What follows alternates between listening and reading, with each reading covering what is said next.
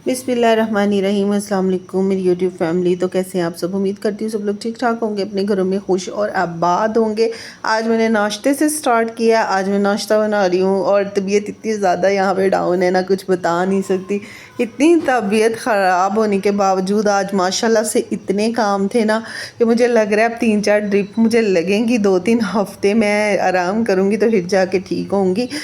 Down तबीयत काफ़ी दिनों से चल रही है, लेकिन मैं अपना नहीं देख पा रही हूँ इतना, क्योंकि आप पता है जब एक बंदे पे घर की ज़िम्मेदारी हो तो फिर वो बेचारा परेशान ही रहता है और डिप्रेशन में ही रहता है कि भाई इतने ज़्यादा काम है, कामों में कैसे इंसान रेस्ट कर सकता है। और फिर जब बच्चे हद से ज़्यादा ही छोटे हों तो इंसान घर को तो एक दफ़ा इग्नोर कर देता है, लेकिन बच्चों को तो नहीं कर सकता। लेकिन हाँ, ये है कि बीमारी की हालत में बच्चे भी इग्नोर होते हैं। ये झूठ है कि हम प्रॉपर उनका ख्याल रख पाते हैं। जैसे हम सेहतमंद हो वैसे उनका ख्याल रख पाते हैं, ये झूठ है। अगर हम बीमार हो गए ना तो कहीं ना कहीं बच्चे ज़्यादा इग्नोर होते हैं। इसीलिए अल्लाह ताला हर माँ को सेहत तंदुरुस्ती दे। सब माँओं पे उतना की बोझ डाला जाए जितना कि वो बर्दाश्त कर सकती हैं, क्योंकि इस टाइम उन पे बोझ डालना अच्छी बात नहीं है। उनके बच्चों को उनकी ख़ास ज़रूरत है। अगर वालदा ही बीमार हो जाएंगी और वो बच्चों का ख्याल नहीं रख पाएंगी तो इससे तो रूटीन भी अनबैलेंस हो जाती है और साथ साथ में बच्चों की तरबियत में बहुत फ़र्क पड़ता है। इसलिए अपने बच्चों को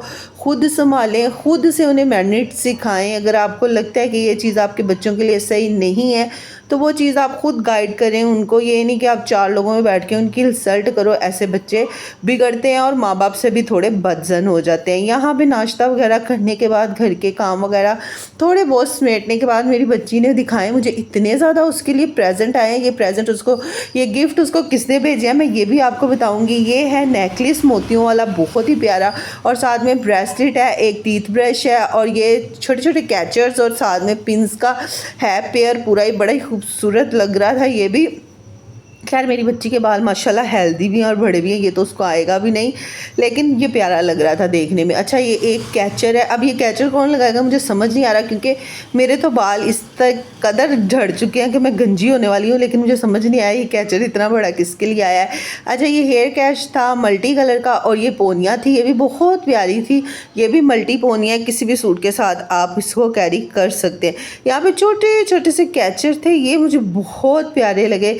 एक इनका साइज इतना प्यारा था और ऊपर से ये बने भी इतने प्यारे थे, ऊपर से मल्टी कलर में थे, रंग बिरंगे थे, अच्छे लग रहे थे। और साथ में ये एक छोटी सी कार आई है, बहुत ही प्यारी लग रही थी ये कार भी ना, कि बच्चे इजीली इनसे खेल सकते हैं। खैर मेरे बच्चों का तो हाल ये है कि चीज़ें पकड़ते हैं और पकड़ते ही फेंक देते हैं इधर उधर, बस उनका खाना ख़राब कर देते हैं। और ये बारीक कंघी थी, ये कंघी किस लिए आई है मुझे ये भी नहीं पता, क्योंकि हमारे घर में अल्हम्दुलिल्लाह फ़िलहाल किसी को भी जुएँ नहीं है। शुक्र है मेरे अल्लाह का, जब बच्चे स्कूल जाने लगेंगे फिर उसके बाद का कुछ पता नहीं। अच्छा, ये प्यारी प्यारी सी चीज़ें इसको किसने भेजी है मैं आपको बताती हूँ। उससे पहले आप ये नेल पेंट देख लें जो निहायत ही मुझे बुरा लगा है। इसका कलर इतना बुरा था मैं बता नहीं सकती, गोल्डन सा कलर है।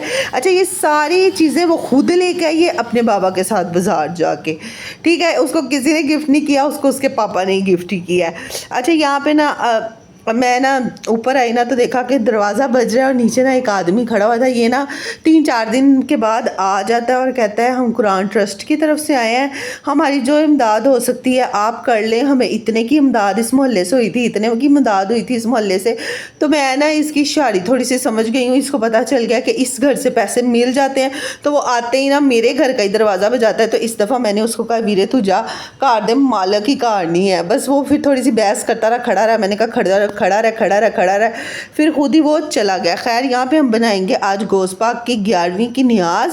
अल्हम्दुलिल्लाह से ये चीज़ मुझे मेरी माँ से मिली है। और जब मेरी शादी हुई ना तो मेरे हस्बैंड भी ना गोश्त पाक के मुरीद थे, तो वो थे क्या अल्हम्दुलिल्लाह हैं, तो वो ना नियाज़ हर महीने बनवाते हैं मुझसे। पहले वो रेडीमेड बांट देते थे, शादी से पहले वो कहते थे कि कोई इतना ख़ास करने वाला नहीं था, बनाने वाला नहीं था, अब तुम आ गई हो तो तुम ही बनाओ।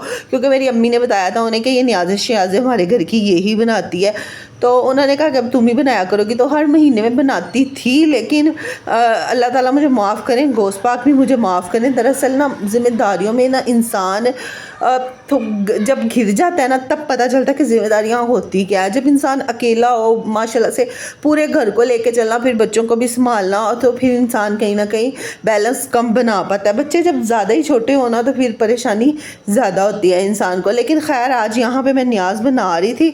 सुबह सुबह जब मैं उठी ना तो मेरी तबीयत भी ख़राब थी और मेरे हस्बैंड ने मुझे ऑर्डर दिया अभी तुमने ही न्याज़ बनानी है। मैंने कहा चलो ठीक है बना लेते हैं, खुद ही यारी वाला मुझे हिम्मत देगा इंशाल्लाह। उनके नाम की न्याज़ बनानी है तो मैं ज़रूर बनाऊँगी।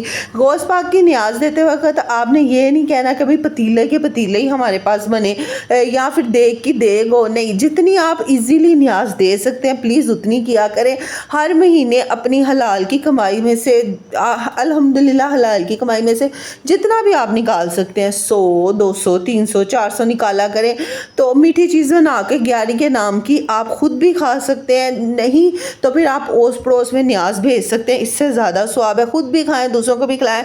तो अल्हम्दुलिल्लाह आप ये काम शुरू कर देंगे ना, ये अमल अगर आप शुरू कर देंगे ना अल्हम्दुलिल्लाह से गोश्त पाक की न्याज़ बड़ी बाबरकत है। इसकी बाबरकत से अल्लाह ताला आपको हर चीज़ देंगे। अगर आपके कारोबार में तंगी है, आप घर की ख्वाहिश करते हैं, कोई भी मन्नत मांग के आप ये 11वीं देना शुरू करें। हर महीने पैसे जितने आप निकाल सकते हैं इजीली उतने रखें, एक गल्ला बना लें, नहीं तो रोज़ जितने आप डाल सकते हैं उतने डालें।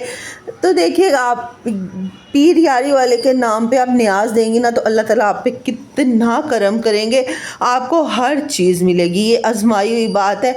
इन बातों पे ना, छोटी छोटी बातों पे अगर हम गौर करने लग जाएंगे ना तो मेरे ख्याल से ना घर घर से ये जो तंगी का है ना, हर एक इंसान तंगी का ही रोना रो रहा है, इंशाल्लाह वो आहिस्ता आहिस्ता ख़त्म होने लगेगा। लेकिन उससे पहले यकीन रखना बहुत ज़रूरी है। अच्छा, मैं ज़ोहर के टाइम शुरू हुई थी यहाँ पे न्याज़ बनाने के लिए। अब यहाँ पे इधर खड़े खड़े असर भी हो गई है, यहाँ खड़े खड़े मगरिब भी हो गई है।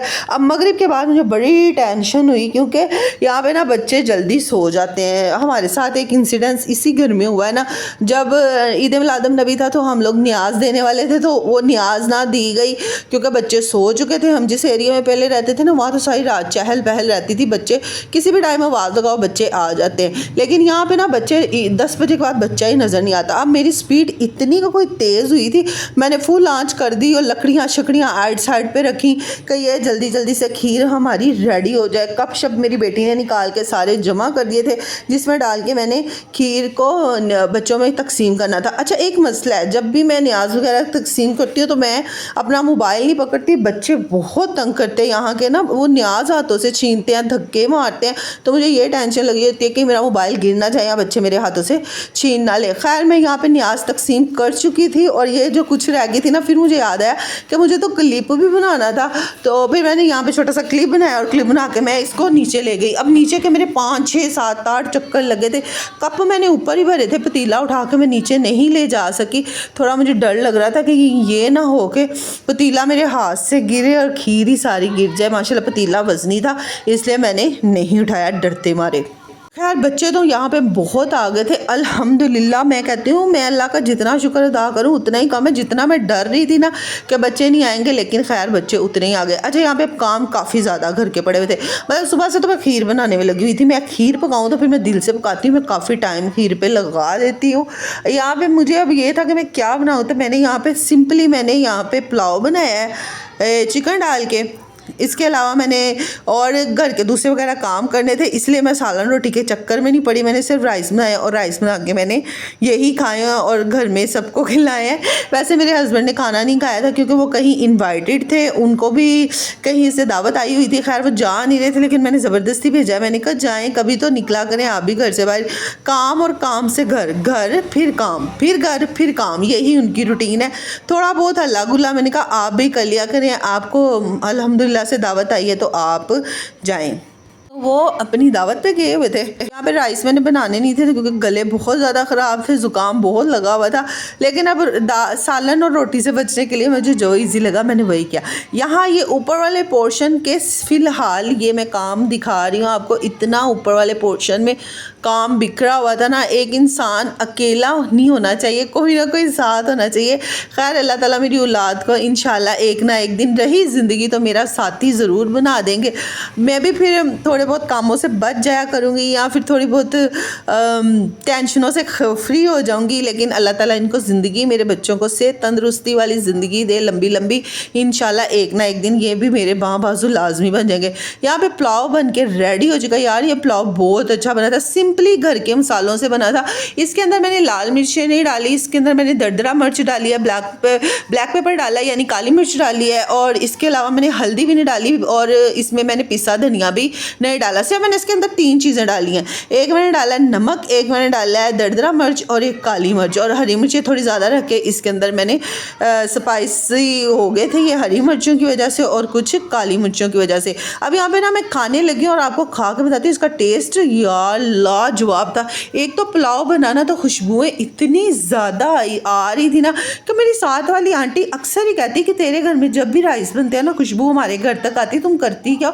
मैंने कहा मैं कुछ भी नहीं करती, मैं घर के मसालों से ही बनाती हूँ, लेकिन पता नहीं क्यों खुशबुएं आती हैं। खैर पुलाव की अपनी खुशबू बढ़िया, इसमें मेरा कोई कमाल नहीं है। ये पुलाव इतना टेस्टी बना था ना, आप लोग भी बनाएं, खाएं, अपनों के साथ इंजॉय करें, हल्ला गुल्ला करें।